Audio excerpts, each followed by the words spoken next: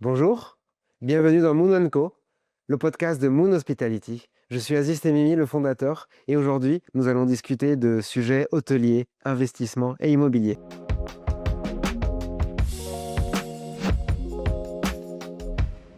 Gustave, CEO et fondateur de Colbert. Est-ce que, Gustave, tu peux nous en dire un peu plus de ton expérience et de ce qui t'a mené à créer Colbert? Écoute, moi, à la base, je suis investisseur, donc je fais de l'investissement immobilier, et en partie hôtelier d'ailleurs. Et j'ai découvert le monde de l'investissement des particuliers à travers ma dernière expérience où j'ai travaillé dans un fonds qui s'appelle le SCPI. Donc on adresse essentiellement aux investisseurs particuliers. Et là, j'ai découvert un marché de fou en fait, avec des frais monstrueux, avec aussi une taille de marché très intéressante et un parcours de consommation tout droit sorti des années 90.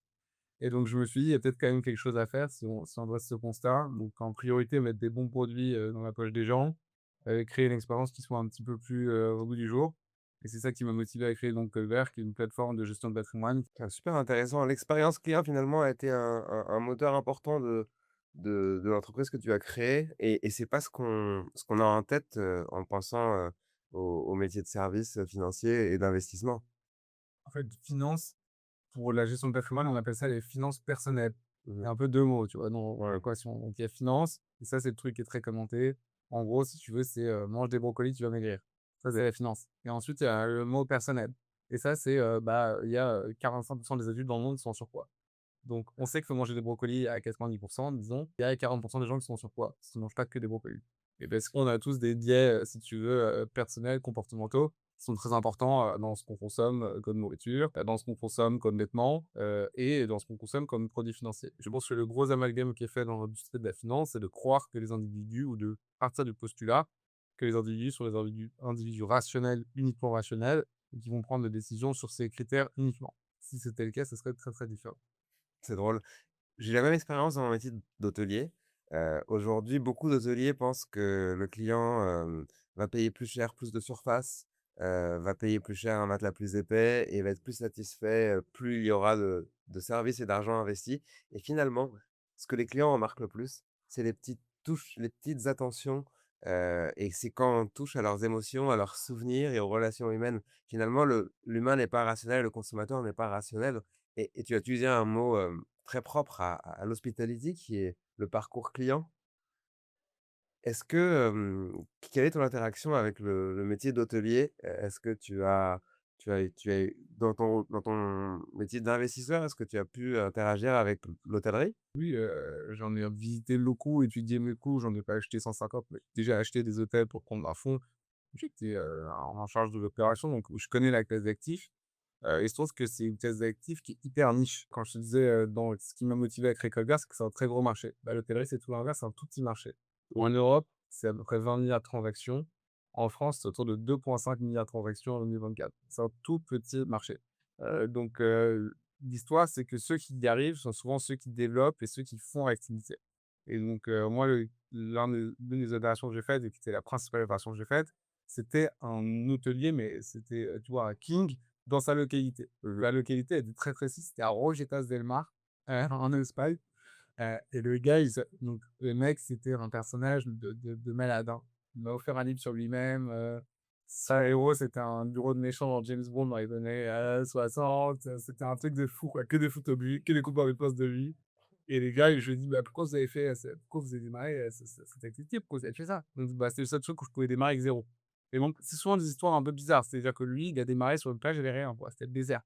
Roquitas del Mar, pour te dire, c'est là où tout enfin, juste un peu derrière, tu un espèce de faux désert, c'est là où tournait les Western Spaghetti. Donc OK, c'est il y avait rien, regardez tout, ouais. à part un peu de soleil et la mer. Et donc le mec s'est dit, bah, post, année, franquiste, il a fait venir le premier charter allemand et il a développé toute son activité. Et donc finalement, l'hôtellerie, très souvent, c'est des histoires d'opérateurs. C'est un peu de l'immobilier opéré plus que de l'immobilier, juste, de rente de situation. Donc si tu veux rentrer dans un petit marché, bah, il faut trouver une porte d'entrée, qui est pas forcément, qu'est-ce qu'il y a à vendre aujourd'hui? Parce que là, aujourd'hui, toi et moi, on arrive à convaincre, par exemple, un Qatari de nous confier 300 millions d'euros pour investir dans les hôtels à Paris. Mmh. On va galérer. Je Mmh. veux dire qu'on va galérer à déployer cet argent. Il y a pas de stop. Donc je pense que la grosse contrainte du marché hôtelier, c'est de trouver le produit. Ouais, bah, écoute, aujourd'hui, tu touches du doigt notre bread and butter, notre tous les jours. Chez Moon Hospitality, on fait du développement hôtelier. on est en train de créer un groupe hôtelier à ambition européenne, heu, opéré par un propriétaire exploitant. Je suis personnellement petit-fils et fils d'hôtelier et c'est notre vision et c'est intéressant ce que tu dis parce que tu touches vraiment à des convictions personnelles. L'hôtellerie, est un des plus vieux métiers du jour. On a toujours dû, avoir un toit et avoir une assiette, en face de soi. Hem Dans les années 80, le métier a été industrialisé avec des géants qui sont venus et qui ont, découpé, la chaîne de valeur du métier. On a eu les opérateurs, on a eu les enseignes, on a eu les développeurs et aujourd'hui, nous, on est persuadés chez Mon Hospitality qu'avec les nouvelles techniques de management et avec les nouvelles technologies, le métier peut revenir au sein et aux mains d'une seule personne, d'un seul, exploitant et pour nous, cette personne le mieux placé pour l'être, c'est l'hôtelier. Parce que l'hôtelier touche de sa main gauche le TPE, les stocks, les femmes de chambre, les recrutements et touche de sa main droite le résultat d'exploitation et touche de sa main droite les finances et finalement tout l'aspect investisseur. Et aujourd'hui, nous, chez Mon Hospitality, avec notre ADN propriétaire exploitant, on est investisseur dans chacun des actifs qu'on regarde et en même temps, on est exploitant de chacun des actifs. Tous les intérêts sont alignés et il y a pas une chaîne de valeur où chacun grignote avec des grands conflits d'intérêts. Mais au final, au bout du bout, un hôtel bien exploité génère près de 50 plus de 50 de résultats. Tu vois, si tu arrives à trouver des produits à 3 à 4 de rentabilité en immobilier, bien placé dans Paris, stabilisé, c'est pas mal.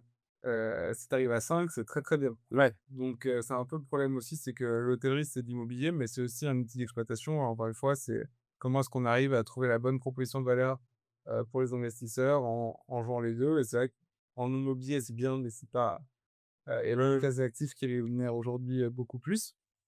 La carte monétaire un peu rebattue. En revanche, en exploitation, c'est cool. Comment est-ce qu'on arrive à jouer les 2? Ça, c'est la question. Honnêtement, pour nous, en tout cas, dans notre métier de distributeur, de produits financiers, on ne trouve pas grand-chose en hôtellerie, pour rien le cacher. Donc, il y a un fonds grand public qui existe en France qui s'appelle Atrim-Hôtel, je sais pas si tu connais, Mmh. qui fait à peu près 400 millions d'euros d'encours. C'est bien, mais c'est pas 50 de résultats sur un hôtel qui fait des millions d'euros de chiffre d'affaires, si tu veux. Ouais. Donc, il y a un écart qui est quand même énorme. En tout cas, le fait de proposer des produits, des produits qui permettent de capter la rentabilité d'exploitation de l'hôtellerie au bon public, ça Mmh. existe pas, bon. Tu nous dis d'un côté que c'est un produit qui est attrayant, que les investisseurs sont en demande. Moi, je te parle de paroles d'exploitants que la renta, est présente et supérieure pour un hôtel bien exploité et de l'autre côté, tu me dis que sur le marché, on ne retrouve pas ces produits-là. Non. Qu'est-ce qui l'explique? Bah, c'est la taille du marché, ce que je te disais, c'est 2,5 milliards de transactions là, c'est rien, c'est un marché de nains.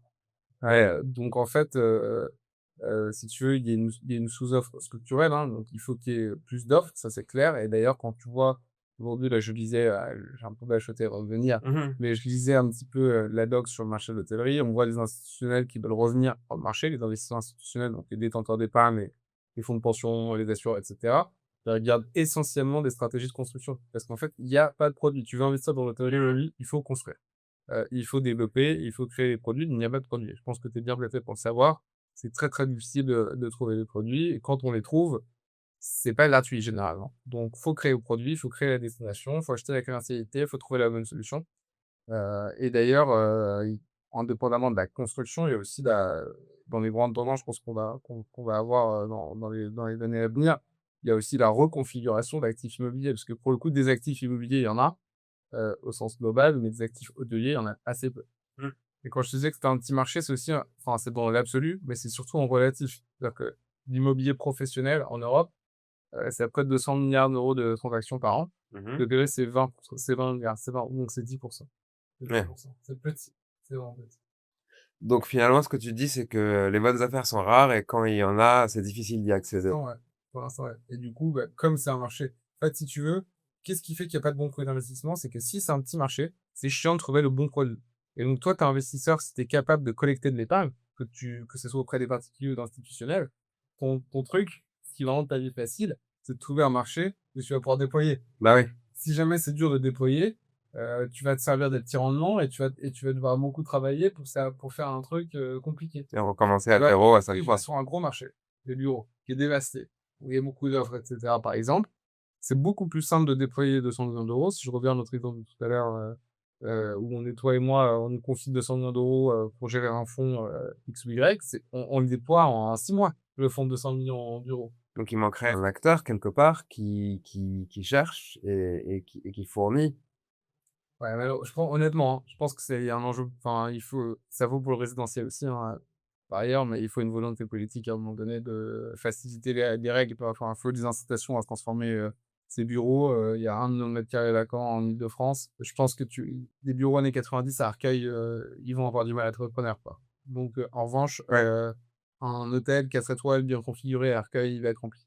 Mmh. Donc, et même 3 étoiles d'ailleurs ou 2 étoiles, hein, mais en tout cas, il faut repositionner le stock existant qui est mal affecté à mon avis, des, vrais besoins. L'hôtellerie en fait partie, le résidentiel en fait partie. C'est les 2 que enfin le living en fait, dans son ensemble est prioritaire et d'ailleurs pour la première fois le résidentiel, c'était la première classe d'actifs, l'année dernière en progression, En Transac, en haut lieu de Transac. ouais. OK. Et c'est drôle, j'ai un point de vue un peu différent du tien. Tu expliques ça par le manque d'offres, heu, la taille du marché, et moi je compléterais, j'explique ça aussi par l'aspect hautement, local et spécialisé. Et je m'explique, un excellent hôtelier à Paris peut être un mauvais hôtelier à la montagne ou un mauvais hôtelier dans une station balnéaire à Roquetas del Mar. Heu et finalement, si on veut faire des vrais produits qui répondent aux exigences des clients d'aujourd'hui et pas de ceux des années 90 qui étaient très contents d'avoir des chambres d'hôtel photocopiées, et normalisées. Si on veut être un excellent hôtelier à Paris, heu, la compétence se déploie, mais se déploie pas aussi facilement que si on voulait, distribuer un produit en France, puis ensuite en Europe, puis ensuite dans le monde, un hardware ou quelque chose qu'on envoie. Donc je pense que, ce métier est légèrement localisé et ensuite demande une expertise et demande une gestion. Aujourd'hui, quand on exploite un hôtel, on n'est pas juste un asset manager qui, paye la taxe foncière et qui collecte les loyers. Exploiter un hôtel, c'est avoir une société avec, un demi collaborateur par chambre, donc on peut très vite avoir, des sociétés avec 25 CDI, avec des personnes qu'on doit motiver, qu'on doit manager au jour le jour, des achats à faire, des process à suivre, de l'hygiène, des contrôles de sécurité, des contrôles d'incendie.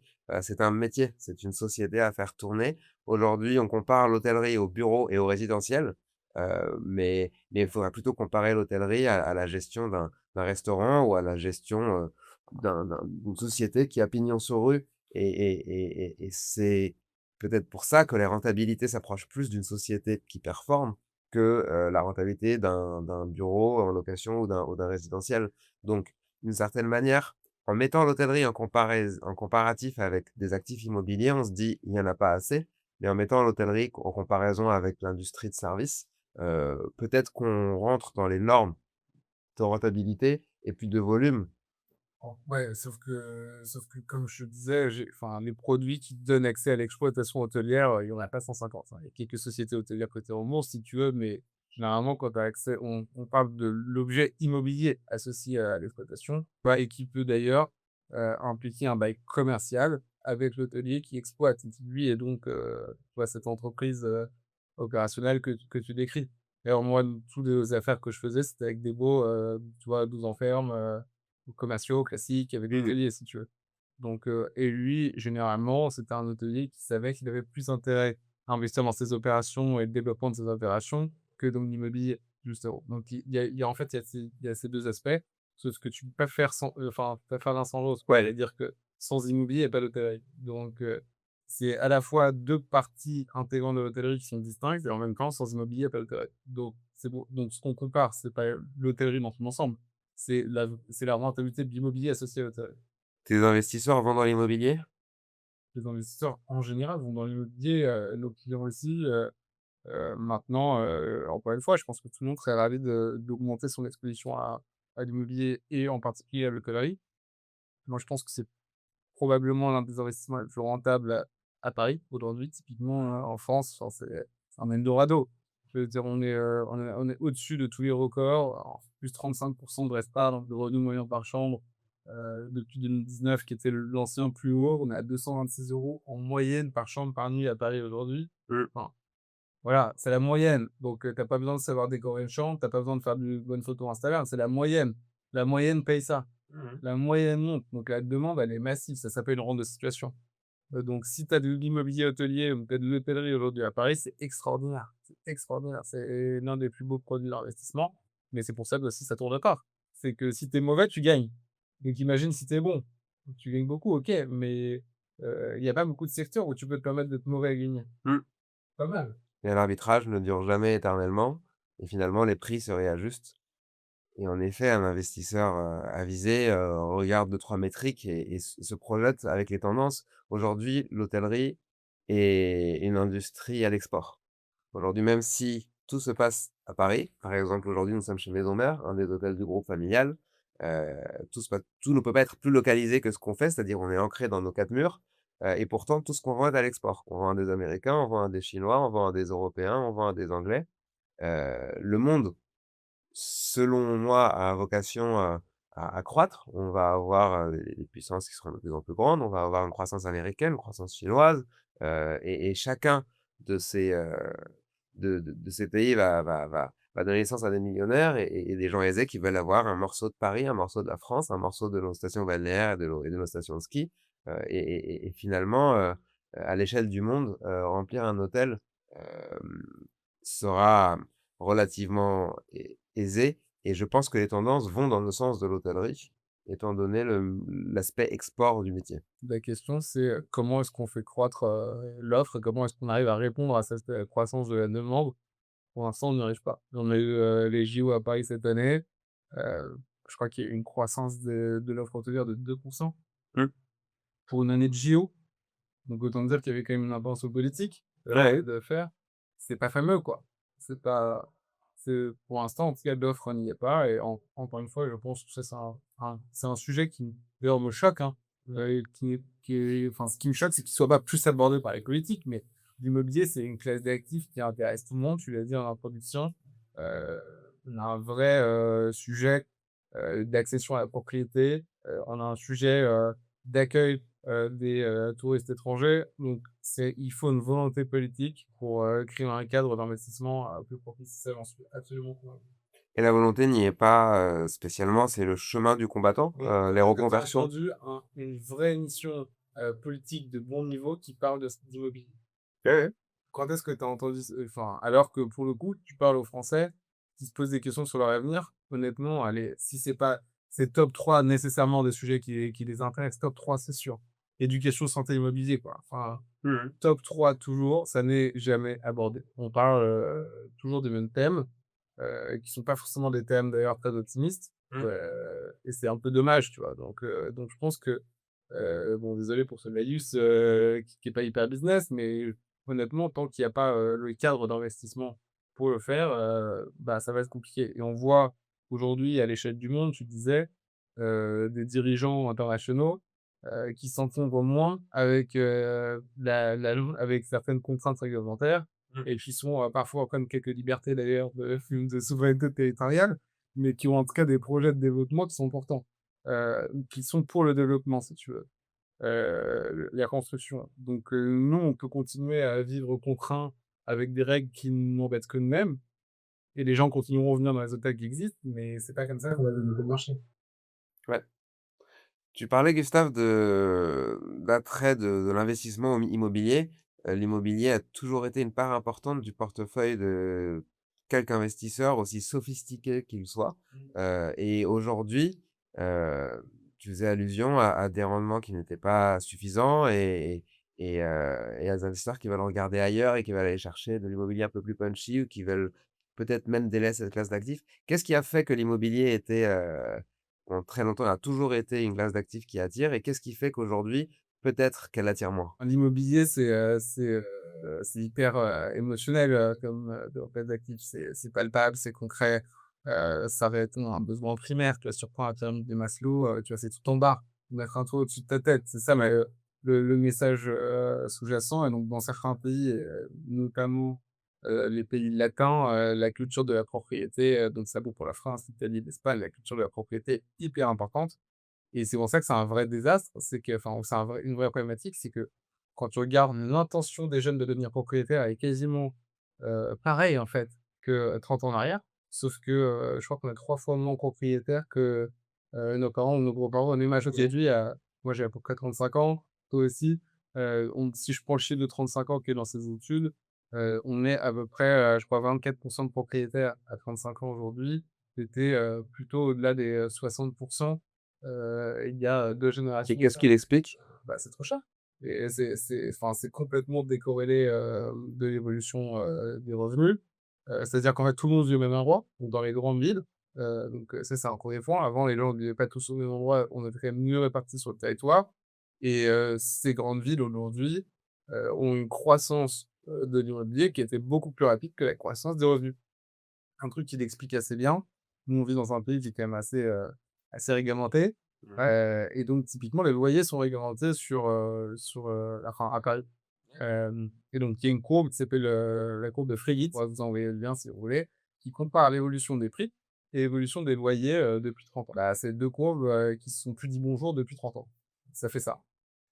Ouais. Donc c'est-à-dire que donc ça te donne un aperçu. C'est-à-dire que ça coûte en relatif pour nous, ça coûte la même chose qu'à nos parents d'être locataires, grosso modo, par rapport aux revenus, parce que c'est indexé sur, l'évolution des revenus. OK. En revanche, ça nous coûterait de devenir propriétaire 3 à 4 fois plus cher que ce que ça coûtait à nos parents à l'époque. OK. Tu vois Donc il l'histoire? y a un sujet d'offre, j'imagine, mais du côté investisseur, ça veut dire aussi que le produit Bah, c'est est un peu plus bête. que rentable. Oui, mais donc c'est quoi l'exit? C'est-à-dire qu'à la fin, c'est quoi ta sortie? Si ça enfin, tu vois ce que je veux dire? C'est que en fait, la seule sortie, c'est la transmission. Ouais. Mais en tout cas, il y a pas de fondamentaux économiques associés. Avec des taux zéro, on arrivait à créer un marché artificiel encore, ce Ouais. qui était le cas il y a encore 3 4 ans. En gros, les gens, on pouvait emprunter à 1,20, 1,25 sur 25 ans à Paris.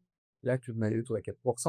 Aujourd'hui, si tu veux acheter 100 carrés à Paris, 100 carrés à Paris, je te parle pas de 100 carrés vue Tour Eiffel, 4 de hauteur sur le plafond. Ça va te coûter 11-12 du mat', à peu près, OK?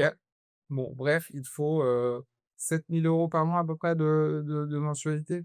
Donc si je prends un tiers, ça veut dire qu'il faut que le foyer gagne 21 000 €. Ouais, le foyer à 21 000 €, tu sais combien de personnes gagnent plus de 100 000 € par an en France? Enfin, tu vois ce que je veux dire? Mmh. C'est-à-dire que c'est, le foyer à 21 000 €. Donc Et 5, donc 10 de la population peut ouais, accéder à donc ça marche pas. L'équation et donc si tu veux aujourd'hui on est même moi j'ai souscrit un peu à cette théorie à un moment donné dans ma construction, c'était de dire: «Non mais de toute façon les jeunes ils veulent plus être propriétaires, ils veulent voyager, ils veulent être dans le pays». Donc c'est quoi, la solution? C'est tu habites dans 15 carrés à 36 ans, tout seul? Enfin, c'est ça le projet de vie? est-ce qu'ils ne veulent plus? Est-ce qu'ils n'ont plus le choix? C'est ça c'est la question que moi je pose. Enfin c'est la bonne question je pense. Ouais. C'est que à mon avis, enfin, je sais pas si c'est plus sexy à 36 ans d'être dans 15 carrés, tout seul ou d'être, indépendant, de créer une famille et d'accéder à la propriété. Voilà, donc ça paraît un peu, réac, ce que je te dis, Ouais. mais la vérité, c'est que, il y en a un qui a rien et l'autre qui a tout. Je sais pas si tu te souviens de l'expression ninja? Tu te souviens? Bah, Non? c'était post-2008, il y avait des économistes américains qui disaient pour parler des millennials à l'époque, nous, on est vraiment la génération pourrie, quoi, là. Parce que les Gen Z, ils reprennent un peu de pouvoir d'achat en relatif par rapport à nous. Et donc c'était pour parler de nous, c'est ninja, génération ninja, c'est no income, no jobs, no assets. Voilà, ninja. Qu'est-ce qu'il nous restait? Ah bah rien. Si, mais on veut voyager nous apparemment. Ouais, On veut voilà. voyager, on veut être connecté. Mais enfin, tu vois, ça se re et après on nous dit: «Faites des enfants». Tu sais, c'est enfin le truc marche pas. Donc fort heureusement, tu regardes en relatif, la Gen Z, elle est déjà plus propriétaire que nous, ils ont retrouvé du pouvoir d'achat. Nous, on est vraiment la génération 2008, tu vois? Mmh. Génération, crise C'est des anciens. ça, ouais. Mais globalement, ils reprennent un peu de pouvoir d'achat, mais ça reste, complètement décorrélé et si tu veux, on est, on va dire 12 à Paris, 10 à Stockholm, 15 à Londres et donc c'est-à-dire que ce phénomène-là, c'est pas un phénomène parisien, quoi. C'est un Ah phénomène, oui, oui, européen et du monde occidental en général. du monde occidental en général, effectivement, donc ça, c'est un vrai sujet. En tout cas, ça, c'est pour les investisseurs particuliers et donc à un moment donné, ils sont reportés sur l'investissement locatif et avec une niche fiscale qui s'appelle LMNP, ils Mmh. viennent d'être largement impactés, le loueur meublé non professionnel qui te permettait d'avoir tout un tas d'avantages. Je vais te citer le principal pour simplifier, qui était que tu pouvais amortir ton bien, Mmh. pas mal, Ouais, pas mal, ouais. enfin une grosse partie de ton bien, mais voilà. Des achats et des Ouais. rénovations. OK. Exactement. Donc en gros, tu payais pas d'impôts, quoi. Bah oui, oui. mais c'est bon, tu les faire dominer, donc tu as eu un report de ces investisseurs individuels de leur résidence principale, puisqu'ils ne savaient pas l'acheter. Ils achetaient en gros un bar mètre carré à Dunkerque, ils rachetaient du 10. Ouais. Mais donc en fait, c'est un escalier. C'est-à-dire que du coup, les mecs de Dunkerque, à la fin, ils ne pourront plus se loger parce qu'il y a trop de Parisiens qui Qui en font du Lodala court terme. déjà, ça a pris un sacré coup dans le flanc avec l'augmentation des taux. Ouais. Parce que les 10 à Dunkerque, c'est l'exemple caricatural, mais la réalité, c'est que c'était plutôt des rendements à 5-6. Vous silence plus. Ça se finance plus. Et le deuxième coup sévère, c'est qu'en gros, là, la nouvelle règle, c'est que tu vas devoir réintégrer ton amortissement à la sortie. Ah, bah oui. Donc, Entre l'augmentation des taux et l'amortissement qui se réintègre, moi, j'y fais. Un, tu pourrais plus être propriétaire. Deux, maintenant, l'investissement locatif, ça devient compliqué. Donc, l'immobilier, ça devient vraiment compliqué pour la plupart des particuliers, tu vois. Donc, en tout cas, ça, c'est pour les investisseurs particuliers. et on le voit, donc le produit que le grand public connaît, qui industrialise l'immobilier et qui en fait un produit facilement distribuable et accessible à tous, ce sont les SCPI Ouais. et tout le monde entend parler des SCPI qui s'écroulent. Est-ce que tu peux un peu expliquer en vulgarisant, en expliquant simplement, le phénomène SCPI, qu'on connaît depuis, les dernières années?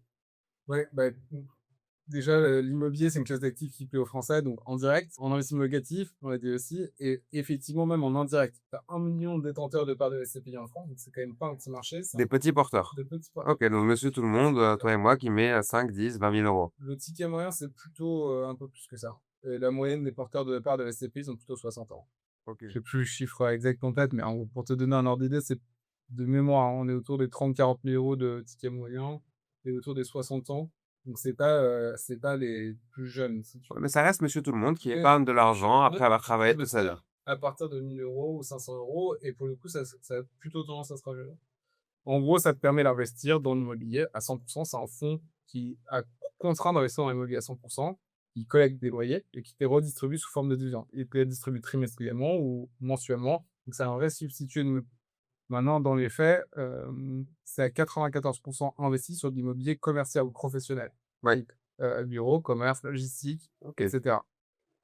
Ce qui fait que, on est sur des marchés qui sont beaucoup plus, libres que les marchés résidentiels et avec la correction, qu'il y a eu sur les taux, Ouais. il y a eu un peu de 2 chocs, hein. Il y a eu un choc de l'usage, de la demande Mmh. avec, l'explosion du télétravail, le bureau qui était cette classe d'actifs prépondérant, enfin largement prépondérant, 70 près du marché. Ouais. Donc le télétravail, c'était un choc de l'offre et 2, enfin choc de la demande et 2 chocs de l'offre avec la hausse des taux. Et ça s'est passé, si je me trompe pas, à un moment où on avait lancé plein de projets immobiliers, de promotion en première couronne avec des milliers de mètres carrés qui sont arrivés, Bah, moins c'est vrai ce que tu dis, mais c'était plus la première grosse crise des SCPI des années OK, donc 90 ça. Mais, l'immobilier, des SCPI lui a eu un léger décalage du fait que c'était, long coté et aujourd'hui tu es à peu près je crois moins 25, moins 30 sur ces historiques de valorisation et le problème c'est que et c'est souvent un problème dans les produits d'épargne pour les particuliers, c'est quand on prend les gens pour les cons.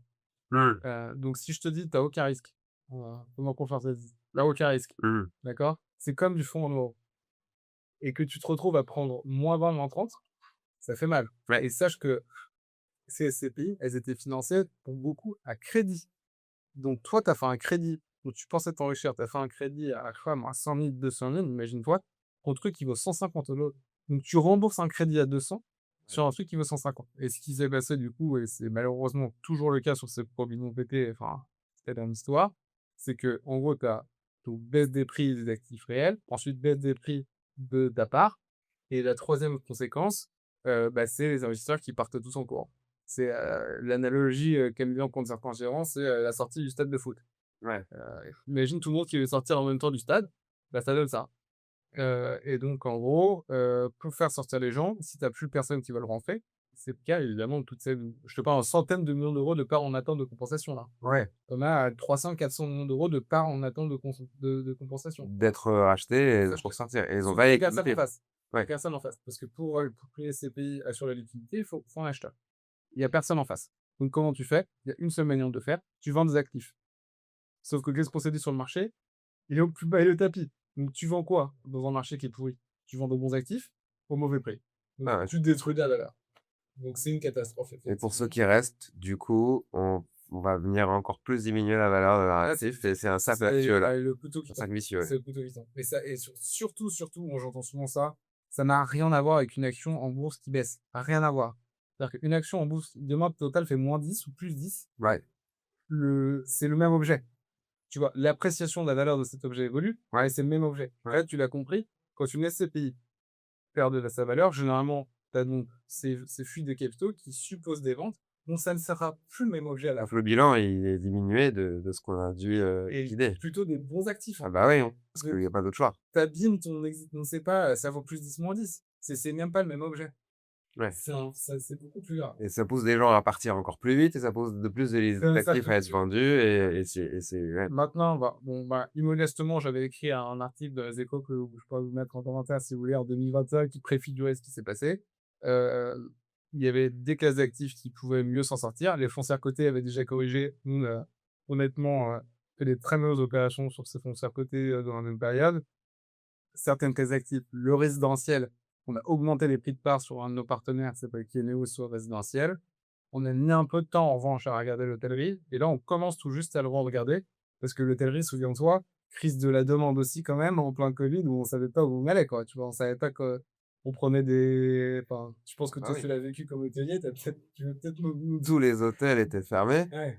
Moi, c'est à ce moment-là que je suis arrivé dans le métier de l'hôtellerie. J'étais plus du côté, service avant ça, en finance de marché, en conseil. J'ai rejoint une société familiale de 2 hôtels. Nous sommes des artisans dans la famille, mon papa s'occupait de la gestion, ma maman des opérations, j'ai grandi, dans ces hôtels, mais moi j'étais voué à faire un métier plus dans le conseil ou la finance. Bref, mon papa m'appelle me disant: «Il y a cet hôtel qui va pas très bien, on va rénover». Donc j'arrive, je commence le projet, 3 mois plus tard, covid. Il nous arrive quelque chose qu'on n'a jamais vu à part dans les films. Les hôtels étaient fermés, on a fait le choix de barricader les vitres de certains de nos hôtels en ayant peur des casseurs et en ayant peur, des cambriolages et on vivait jour après jour. On avait un de nos hôtels qu'on a dû fermer, l'autre qui était en chantier, ici, maison mère. Les Ça, pour ouvriers, le coup, coup de chance. petit coup de chance sur le timing, mais le coup de chance, on le réalisait pas encore parce qu'on ne savait pas si ça allait réouvrir un jour et comment et où est-ce qu'on allait. Heu, Moi, je me souviens, mes amis, vivaient leur meilleure vie, à la campagne, sans travailler, en étant payés. Moi, chaque jour qui passait, je me demandais: «Mais à quoi va ressembler l'avenir et qu'est-ce qui va Parce que advenir de mes à peu près, en gros, 80». qu'est-ce que vous avez fait? Enfin, il y avait combien de salariés? On avait 80 salariés, on avait une petite centaine de salariés, sur 2 hôtels. Un des hôtels près des Champs-Élysées, l'hôtel Belmont, était en exploitation. On a mis tout le monde en chômage partiel, on l'a fermé et C'est quoi on vos devait charges? C'était quoi enfin, si tu peux l'exclure, bien c'était sûr, quoi vos charges fixes, on y on compris, voilà, on a emprunté comme tout le monde en PGE 25 de notre chiffre d'affaires en prêt, et ce PGE a contribué à payer nos charges parce que oui, l'hôtel est fermé, oui, l'État payait 85 des salaires, mais quand les salaires constituent, 80 60-70 de tes charges, les 15 qui restaient siphonnaient ton PGE et on devait entretenir un immeuble, on avait des abonnements, on avait des fournisseurs, on avait de la maintenance. Grosso modo, on a siphonné 1 000 000 € en l'espace d'une demi-année, qu'on ne savait pas si on allait pouvoir la rembourser à la réouverture. ouais, donc tu as siphonné, ouais, donc tu as emprunté 1 000 000 € pour de la charge. Pour de la Tu as fait charge, pour du complément de un vrai salaire, PFR, quoi. l'État nous demandait de continuer à payer certaines taxes, les taxes foncières, on continuait à payer, énormément de choses en maintenance, sans savoir ce qui allait se passer. Heureusement qu'il y a le rêve-parc qui est là pour nous, hein. Heureusement que le rêve part heureusement que ça a repris. Heureusement qu'en réouvrant, on ne savait pas à quoi s'attendre et ensuite les gens ont recommencé à voyager comme s'ils allaient mourir demain. C'est Littéralement, n'importe quoi. on a eu des gens qui faisaient des renouvellements de noces, on a eu, des gens qui venaient du monde entier et des voyages de plus en plus longs, de plus en plus haut de gamme, de l'argent économisé. Moi, j'ai entendu quelque chose, dans un podcast il y a quelques années. Pendant le covid, c'était, l'économie des choses qui a explosé. Tout le monde achetait son air fryer, tout le monde commandait ses jouets, ses puzzles, ses machins, investissait dans des matériels de cuisine ou d'électronique. À la sortie du covid, c'est l'économie des expériences qui a explosé. Mmh. Les gens réalisaient à quel point, c'est valorisant et valorisable de voyager, de vivre une expérience d'aller au resto, de vivre des choses en famille et entre amis, et on a observé en 2023, une année, record en hôtellerie en France et j'imagine en Europe aussi. Donc ça a contribué à nous sortir la tête de l'eau, et ça a contribué à sauver beaucoup, beaucoup de groupes, hôteliers, familiaux ou même de grands groupes.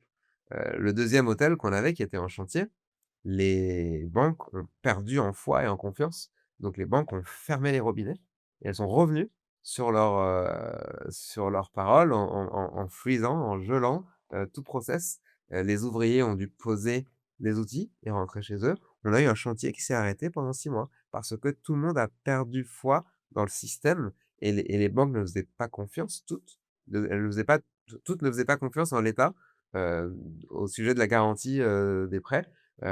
Et du coup, tout le monde doutait de ce qui allait se passer, mais je peux comprendre, on était dans un monde où on ne savait pas où on allait. Et ensuite, on est reparti grâce à tu parles de ce fameux revpar. Moi, je pars de la demande. Les clients ont valorisé beaucoup plus une expérience authentique, une expérience locale, des expériences humaines et c'est là que je pense qu'on a touché du doigt, on a été parfait dans le timing chez Moon Hospitality. Notre positionnement chez Moon Hospitality, c'est qu'on est un groupe d'hôtellerie expérientielle, urbaine. C'est-à-dire que chez nous, on valorise beaucoup plus, heu, un séjour hyper personnalisé que 20 de surface de Tu plus veux que couvrir le massage alors après? t'inquiète pas et je sais aussi ce que tu préfères en entrée et en dessert et donc ton repas sera parfait pour toi.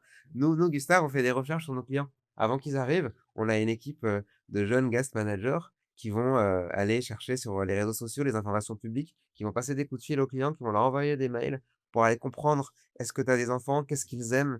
Qu'est-ce que tu viens faire à Paris? Heu, quelle était la dernière fois où tu étais là et qu'est-ce que tu as fait?» Et ça J'ai donne vu lieu. là des photos Instagram, tu m'avais montré, c'était fou ça. C'était quoi quand tu le petit mot de bienvenue, comment tu fais? Quand tu arrives chez Maison Mère, tu es toujours accueilli avec une coupe de champagne, ce Mmh. qui est pas, classique pour un hôtel 4 étoiles. Si tu arrives avec un enfant, on attend ton petit enfant et on sait quel est son jouet préféré, on lui a préparé une petite surprise. Tu arrives dans ta chambre, pas de champagne, mais on a un cocktail, un mocktail fait maison pour lui, que notre chef barmaid prépare et qui évolue à chaque saison.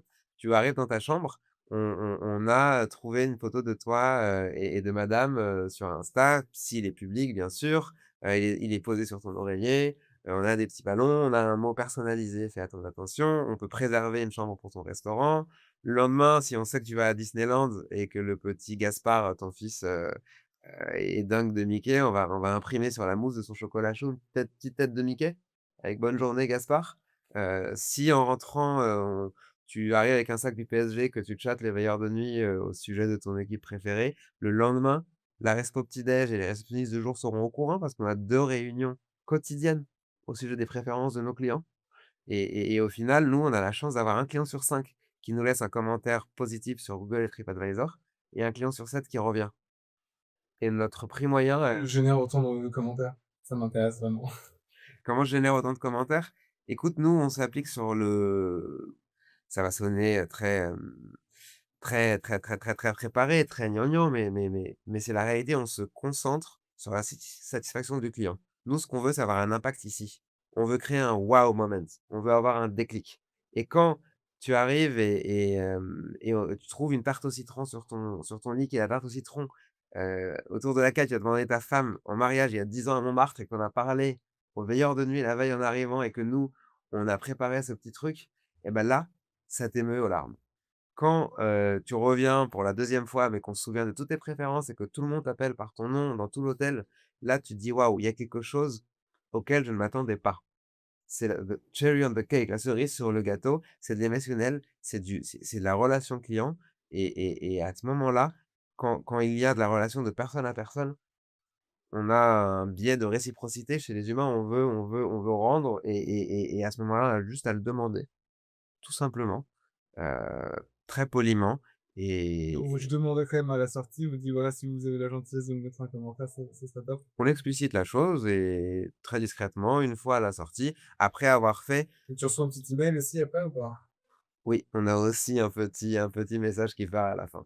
Le parcours client est vraiment très travaillé. Nous, notre vision chez Mon Hospitality, c'est de délivrer une expérience, palace, dans une gamme inférieure au palace sans le personnel. C'est comme, quand tu achètes ton costume sur mesure, tu as toujours les marques à 5, 6, 7 000 €, mais à côté, tu as le semi-mesure qui Mmh. va te prendre, 17 mesures et pas, 70 mesures, heu et les 17 mesures suffisent à avoir le look and feel qui va combler, 80 des consommateurs. Chez nous, on reprend le cérémonial et le parcours client du palace qu'on va venir, semi-normaliser, Les semi-automatiser. 17 mesures qui suffisent, quoi. Les 17 mesures, exactement. Et du coup, on va reconnaître les clients, on a un cérémonial, pour chacun, on identifie 7 personas.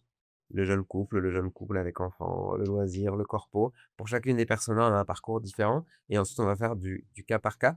Pour chacun des clients, on va prendre, quelques minutes pour faire des recherches, pour rédiger un mot à la main, pour avoir un accueil personnalisé, pour aller briefer chaque chef de service sur chaque, chambre, qui est qui. Donc on a des meetings, comme je te disais, 2 fois par jour et ça contribue à avoir un moment exceptionnel où on est reconnu et où on a des choses qui ont été faites pour nous et spécialement, et différemment des autres et c'est ce qui fait qu'aujourd'hui, en reprenant l'hôtel, on a multiplié par 3 le chiffre d'affaires.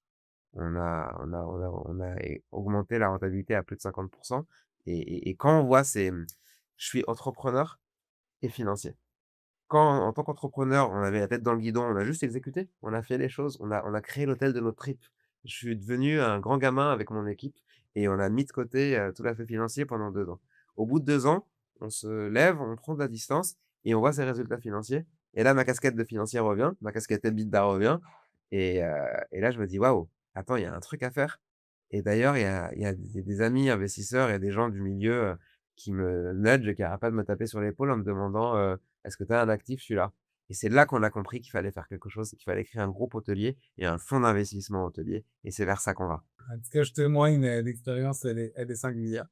Génial. Elle est singulière et j'avoue que je serais intéressé que tu me donnes, ton avis sur les 17 mesures à mettre dans mon métier qui est d'adresser les services financiers aux particuliers parce que je pense qu'on nous, on est aussi assez convaincus que enfin, déjà, on est sur un positionnement similaire. Je pense aussi que ça concerne Ouais. mais assez convaincu qu'avec la tech aujourd'hui, tu peux, réconcilier qualité de l'offre, rapport qualité-prix et service, en fait. Et pendant 15 ans, si tu veux il y a 15 ans, pour te dire un peu comment le marché de l'épargne, je reviens Oui, bien à des sûr. considérations Ouais. plutôt financières, mais les forecasts, les projections, c'était en 2020, grosso modo, 30 de l'épargne des gens en France seront sur des robots advisors. La réalité, en 2025, c'est moins de 2. Moins de 2. Sur de l'advisor, du conseiller intelligence artificielle qui n'est pas un humain, tu veux dire? C'était de l'algorithme à l'époque, mais en grosso modo, Oui. c'est un robot qui va te choisir 3 ETF pour faire simple. OK. Ce qui est une très bonne solution pour beaucoup de cas. Mais ça représente 2% de part de Et on marché. prévoyait combien? On prévoyait 30% de part de marché en 2020. Là, on est en 2025, on a moins de 2% de part de marché. Et pourquoi? Parce qu'en fait, dans finance personnelle, il y a 2 mots. Ce que je te disais en Ouais. introduction, c'est que rationnellement, de payer pas cher et d'acheter des fonds indiciels, ça a du sens, rationnellement, des brocolis. Mais émotionnellement, ça convainc personne. Ouais. Bon, en tout cas, ça et la finance, c'est un peu un secteur bizarre, que tu connais bien, hein.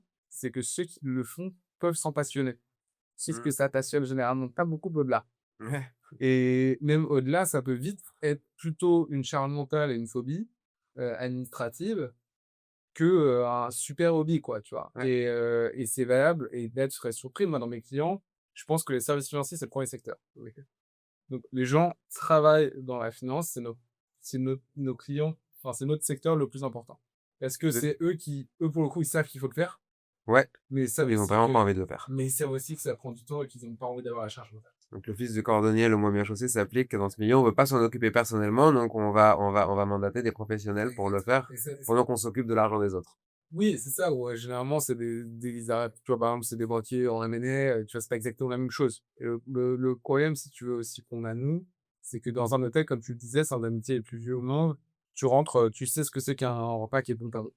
Tu sais ce que c'est qu'un lit qui est confortable, pas confortable, et tu sais ce que c'est qu'une attention personnalisée. C'est compliqué, tu vois? Ouais. Et ça marche dans les 2 sens. C'est-à-dire que moi, je te dis, c'est dans 10 ans, tu l'as ça vaut pas faut me des outils. Demain, si on fait une opération hôtelière ensemble, est-ce qu'on va rémunérer les clients au bout de 6 mois?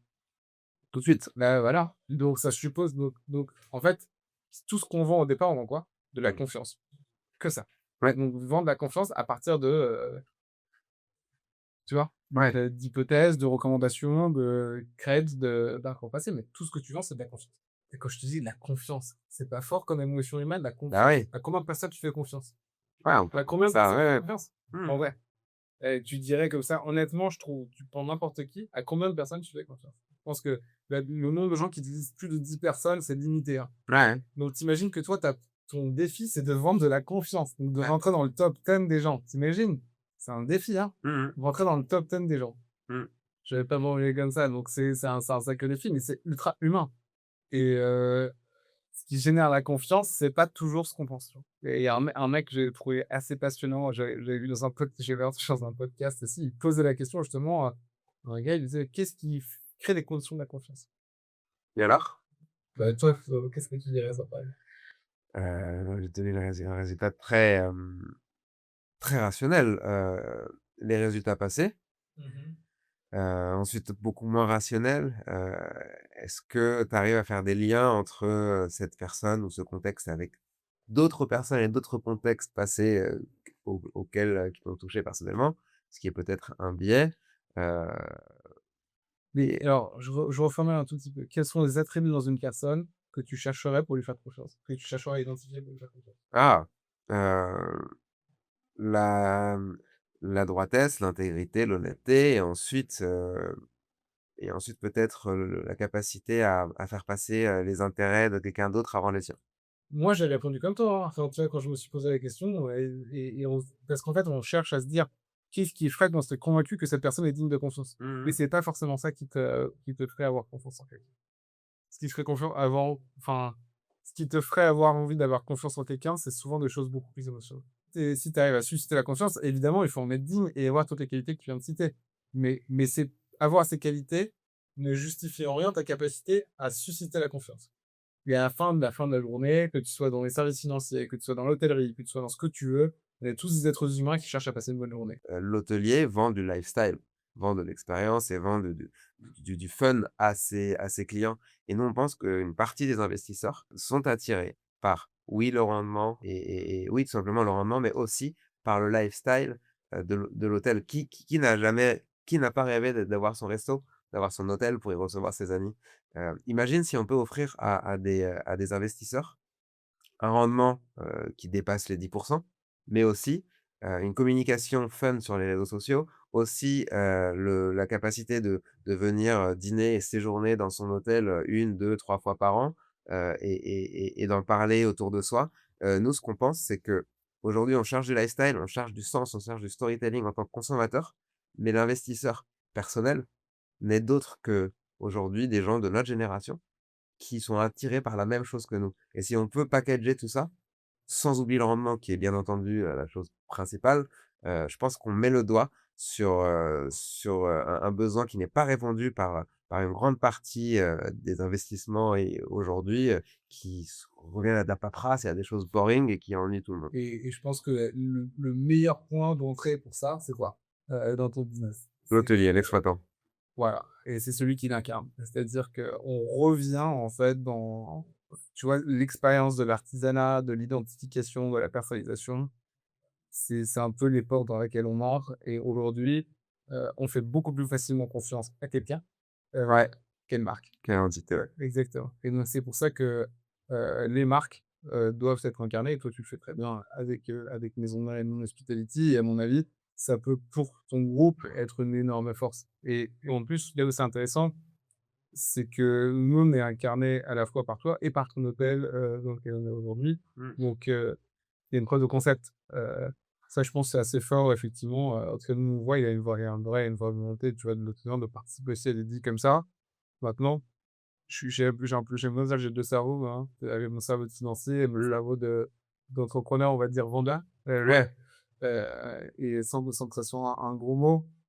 Et effectivement, tu dois, tu vois, je dois, conseiller mes clients et je dois être digne de confiance et donc je dois toujours avoir cette rationalité et en même temps, je dois aussi être, lucide sur le fait que les gens veulent des expériences d'investissement qui sont un peu différentes. Donc là, typiquement, on va lancer des club deals dans l'art. On va te permettre d'acheter un Warhol, une part Warhol, une part d'un Matisse, voilà, on va uniquement sur le segment ultra premium dans lequel il y a une forme de transparence du prix. Donc ça, c'est quelque chose qu'on va lancer. Mais tu vois, on le lance un petit peu comme un club, si tu veux, Mmh. d'investissement en distinct. C'est-à-dire qu'à aucun moment, on va voir, par exemple, ta collaboratrice Marion et lui dire, tu devrais avoir 30% de Warhol dans ton portefeuille. Jamais, jamais, jamais. C'est Mmh. plus un service en plus. Donc aujourd'hui, c'est un peu l'évolution de ce qu'on va faire et ce sera peut-être aussi une manière de collaborer et de proposer des opportunités ensemble à nos clients, chez nous, investisseurs. C'est la partie un peu événementialisée, l'événementiel, qui est la partie, différente du conseil pur où nous, on veut rester très chiant, Ouais, très discipliné.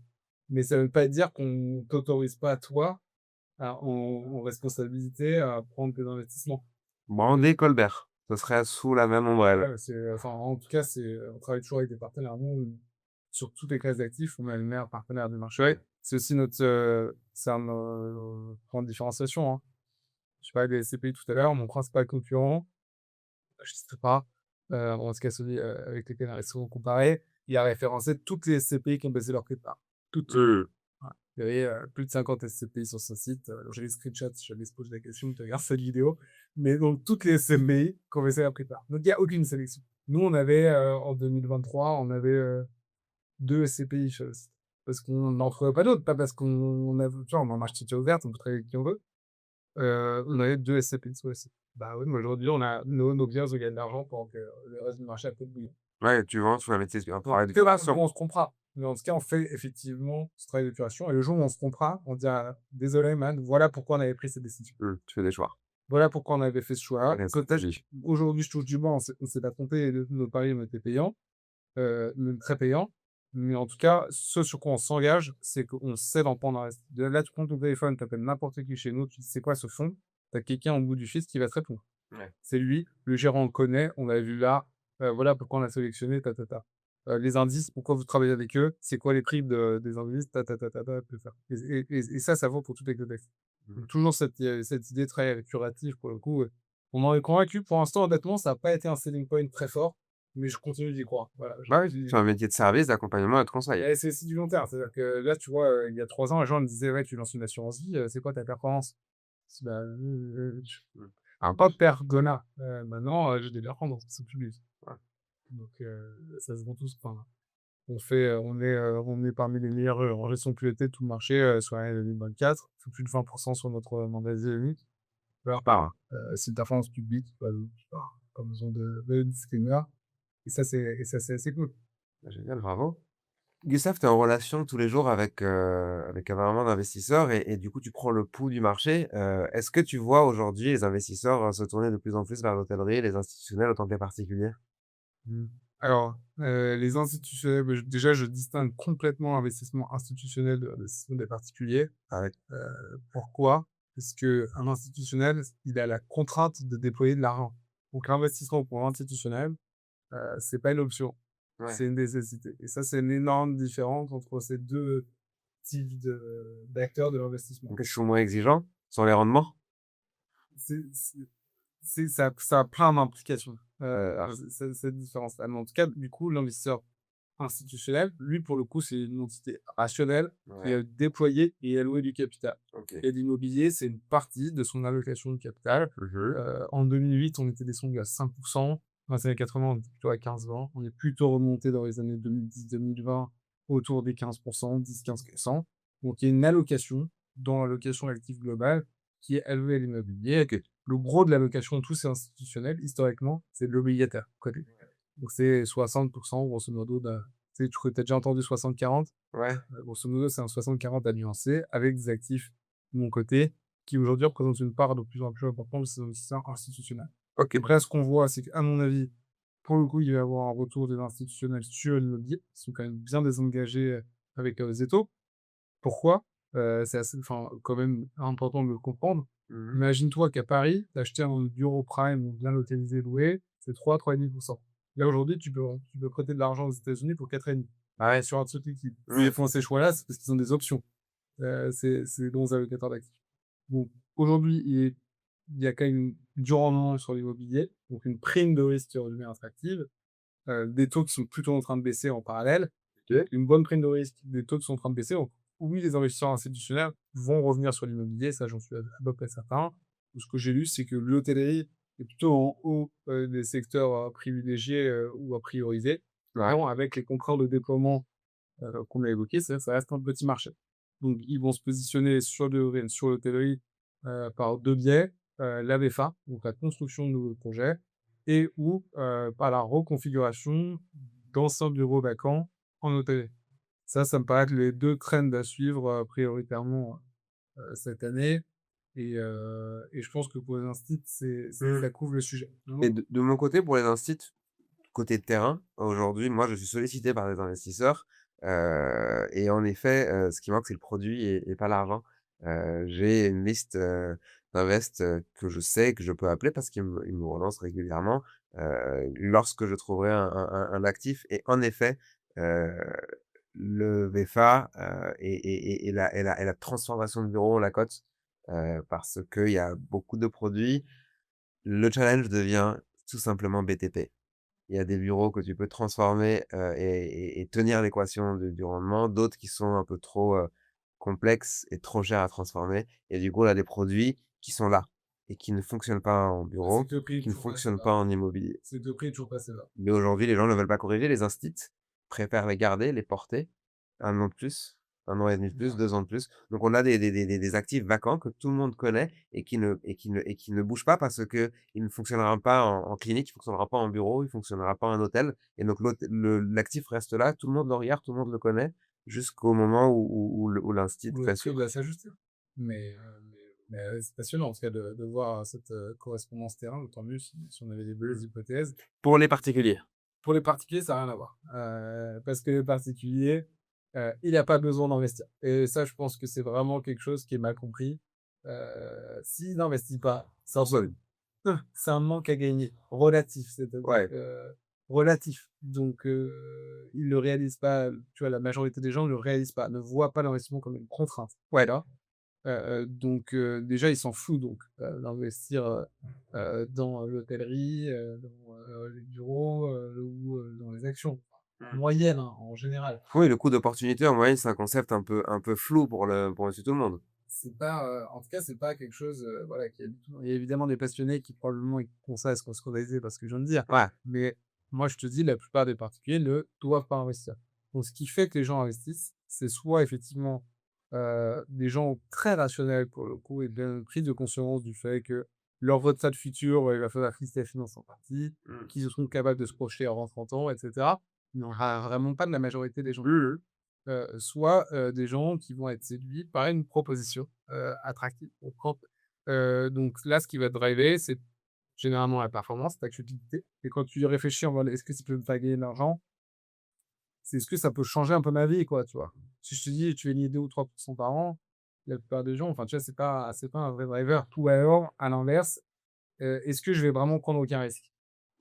Tu as les 2 ressorts, Ouais. opposés. On peut te dire: «Oui, mais est-ce que c'est vraiment sans risque? Ou est-ce que je vais vraiment gagner beaucoup?» Donc entre 2 c'est vraiment plus les individus déjà rationnels, éduqués financièrement. Donc l'hôtellerie aujourd'hui, ça peut être un secteur qui intéresse s'il coche ces cases. Donc s'il est rassurant sur, si le projet est rassurant sur sa capacité à tenir et à être résilient et ou s'il est attractif en termes de rendement.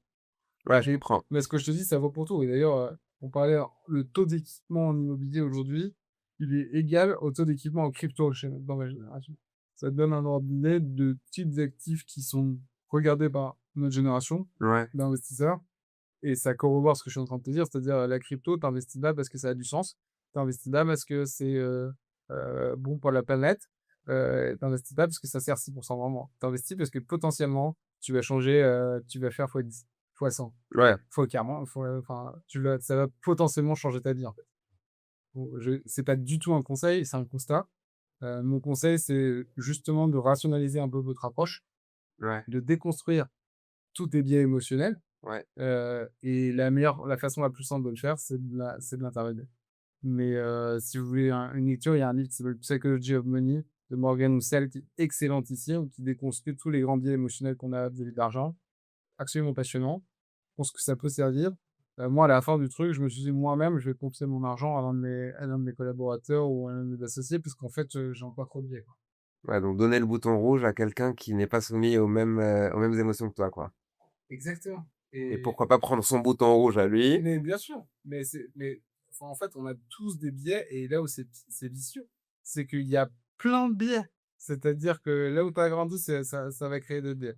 La manière dont tu as vécu l'argent par rapport à l'endroit où tu as grandi. Donc c'est 2 choses différentes. Ouais, Ça va te recréer un autre biais. ouais. Tu vois? Le discours de là où tes parents et le discours ont grandi et les discours qu'ils ont eu sur l'argent, ça va encore te créer un biais et cetera et cetera et cetera et tu Mmh. pas de et donc tu vois, ça va être, par exemple, j'ai grandi dans un environnement où j'avais moins d'argent que les autres. Bah, tu vas souvent avoir envie de montrer que tu as de l'argent quand tu Et prendre plus de risques peut-être. en tout cas, tu vas dépenser. Ouais, Tu vas avoir envie de montrer, des signes extérieurs de richesse. ouais. Ça, tu as de fortes chances. Ouais, ouais, ouais. Donc tu vois, il y a plein de et quand tu comprends ce qui drive ton comportement et que tu te rends compte, bah, c'est ridicule en fait, aujourd'hui j'en suis plus là, j'ai plus besoin de trouver, machin que j'ai pas vu depuis 30 ans et je sais même plus comment il s'appelle, que ça y est, j'ai de l'argent, je m'en fous. Enfin, tu vois? Mmh. Mais pour déconstruire ces risques-là, le plus simple, c'est d'intermédier, c'est de rationaliser. Parce qu'intermédier, c'est rationaliser. Ouais, En fait, quand tu intermédies, tu confies ton épargne à ton cerveau droit. ouais, C'est ça qu'on exactement. fait. Ouais. Et tant que tu le fais toi-même, tu laisses ton épargne à ton cerveau reptilien et lui, il aime bien les Ferrari rouges Mmh. et tu vois? Ou alors ça va être une grosse pince potentiellement, ça peut aussi peut être l'un ou l'autre. Mmh. Mais bon, C'est irrationnel dans tous les cas. exactement. Donc et les gens tu vois, comme tous les comportements humains, tu as des amplitudes. Tu vois, il y a des gens qui sont dans une amplitude toujours mesurée, ils ont pas un mot plus haut que l'autre, soit au-dessus. Mmh. Il y a des gens qui ont des grandes amplitudes. Donc tu disais pour l'individu, l'investissement, est drivé en partie par les émotions, n'est pas nécessaire. Hem, pour l'hôtellerie, moi, j'ajouterais quelque chose. Il y a aussi, je pense d'ailleurs pour tous les investissements, le contexte fiscal, et puis, géopolitique, économique, globalement. Nous, ce qu'on observe en hôtellerie, c'est que c'est un marché qui, répond à des investisseurs héroïstes, un marché qui répond à des investisseurs en quête d'émotion et de self-réalisation. L'hôtellerie, c'est un produit lifestyle que tu peux toucher, que tu peux expériencer, que tu peux raconter. Je détiens un hôtel, je détiens un restaurant, quand tu atteins une certaine richesse, C'est cool. on imagine ça, voilà, c'est cool. Et là, on a beaucoup de fortunes, du Moyen-Orient, de la Chine, des États-Unis, qui jouent au Monopoly à Paris et qui achètent des hôtels, en ignorant complètement l'aspect héroïste. Donc ça vient dérégler le marché, en nous enlevant de l'offre, mais aussi en faisant des transactions, à des prix délirants qui font que les ROI sont très bas. Et une troisième chose, ce sont des clients qui sont héroïstes, mais qui ne gagnent rien de l'exploitation. Leur valeur, ils l'ont générée à la fiscalité. Aujourd'hui, ton investi, notre obligation de réemploi quand on a vendu son entreprise, on peut la réaliser dans des murs, seulement si c'est un hôtel parce que c'est des murs encapsulés dans une société d'exploitation. On ne peut pas réemployer et éviter de payer l'impôt sur la plus-value en achetant des bureaux ou du résidentiel. Sauf dans une opération value-add. Oui, si ça dure. Voilà Et et on sait ou à la transmission aujourd'hui aussi, on peut acheter un hôtel et transmettre l'hôtel avec l'immeuble à l'intérieur, en profitant d'un dispositif fiscal qui diminue, la les droits de transmission.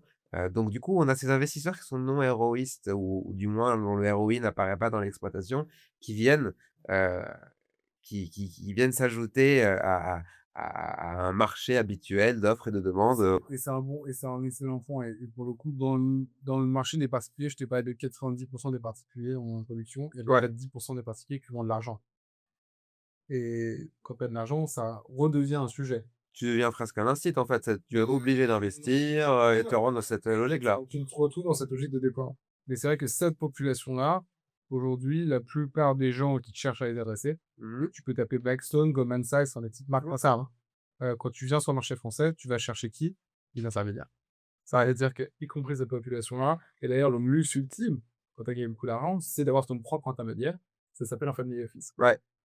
Mais donc si tu veux, aujourd'hui, malgré toute l'offre qui existe en ligne et cetera, les intermédiaires sont quand même la clé, vis-à-vis de ces personnes et ils sont sensibles à tout ce que tu viens de dire, c'est-à-dire les sujets fiscaux, très, très sensibles puisque ça va dans une problématique directe pour le coup de Mmh. l'investisseur, le rendement, le storytelling, c'est toujours sympa, Ouais. heu et voilà, il leur faut ces éléments-là, on en fait partie, hein, de ces intermédiaires et à mon avis, c'est un produit qui a toutes ses chances de convaincre, qui a plutôt historiquement bien marché, hein. Il y a des acteurs établis, on parle d'Atrim, Extendem, heu ouais, il y a des acteurs spécialisés dans l'hôtellerie, et qui sont très bien implantés dans ce marché de l'intermédiation financière en France et je vois pas pourquoi ça continuerait pas à marcher.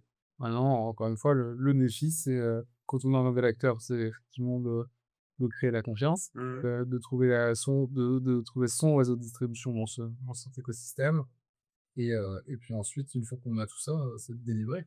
Ouais, délivrer le rendement, ce que les gens cherchent. Quand tu parles d'intermédiaire, Gustave, tu parles du fonds d'investissement qui déploie ou du CGP qui distribue? Là, je parlais plutôt des distributeurs, donc c'est, CGP, Family Office, Multifamily Office, plateforme, fintech, tout ce que tu veux. OK, Là. OK, c'est clair. OK, Gustave, peut-être qu'on peut toucher un sujet un peu plus prospectif, pour terminer, l'avenir et comment est-ce que tu vois, personnellement, heu, l'avenir de cette industrie de l'investissement personnel et comment est-ce que, selon toi, elle sera impactée par numéro 1 l'intelligence artificielle et aussi les grandes tendances, économiques et sociologiques qu'on voit aujourd'hui et qu'on a abordées, pendant toute la discussion. Moi, je pense que c'est, comme dans beaucoup de métiers, c'est le retour de l'humain, en fait.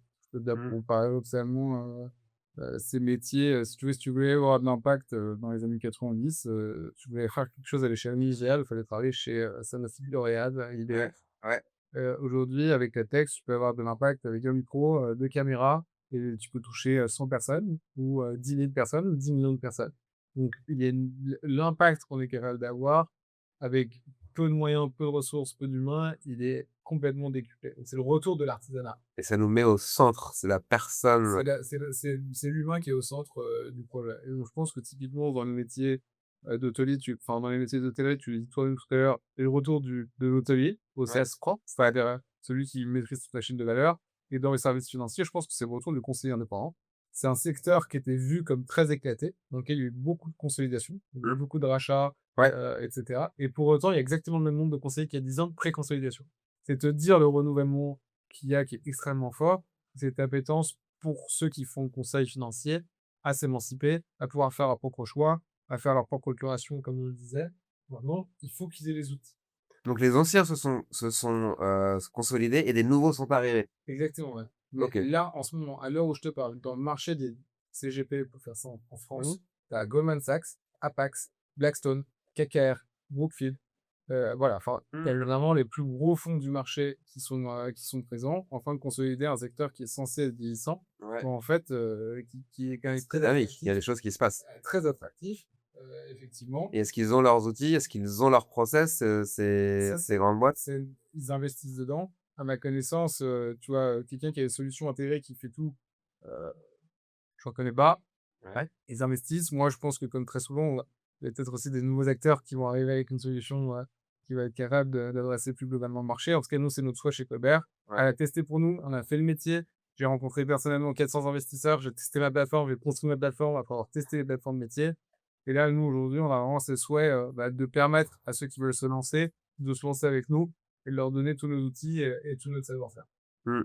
OK, c'est compris et je partage cette vision. L'intelligence artificielle va, je pense, ren c'est je l'aperçois comme un exosquelette. Tu sais, dans les films là où tu as les bonhommes, qui mettent un truc et d'un coup ils deviennent Terminator et ils ont des super pouvoirs et ils peuvent porter des choses super lourdes. Voilà, Iron Man. Moi je pense que l'intelligence artificielle va augmenter, l'efficacité, l'efficience, de chaque personne, mais que l'humain va rester au centre et surtout dans un métier, d'investissement ou d'hôtellerie où on va venir finalement rechercher. Moi, je pense que l'interaction humaine va devenir plus rare. On va parler à des machines, on va peut-être être servi, par des machines, mais du coup, elle sera plus valorisable. OK Gustave, écoute, nous on a une question qu'on aime poser à tous nos invités, chez Moon& Co, notre podcast de Moon Hospitality. Quel est le petit détail? Quelle est la petite attention? Qu'est-ce qui te fait te sentir chez toi quand tu vas quelque part? Oui, effectivement, j'aime bien qu'on me dise, qu'on me reconnaisse, j'aime bien qu'on me reconnaisse. Parce que je trouve que ça fait une grosse différence, j'ai un cercle. Parfaitement prévisible et C'est parti. rationnel. Génial. Merci beaucoup Gustave, c'était un super Merci à moment toi. ensemble. Bonne journée.